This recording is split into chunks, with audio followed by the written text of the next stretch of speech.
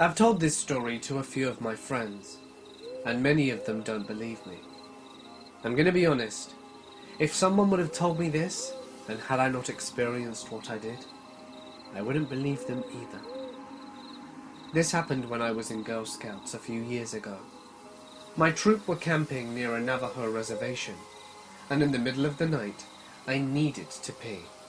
And knowing that the toilets were a little far away, and me being quite lazy, I decided to just trot along to behind a bush and do my business there.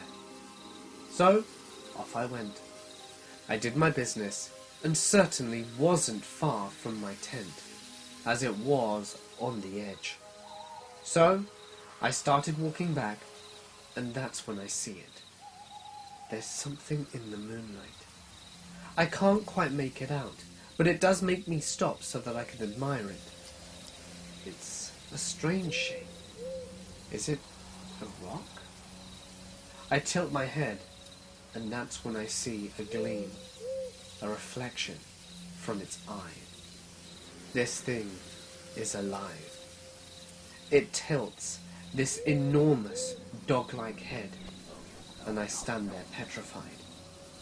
I look up and down, and there's barely enough light to make out some kind of strange, brown, doggish creature. Sort of like if you were to stretch a dog and have it stand on its hind legs. But these legs looked strong and muscular, and nothing like a dog's back legs.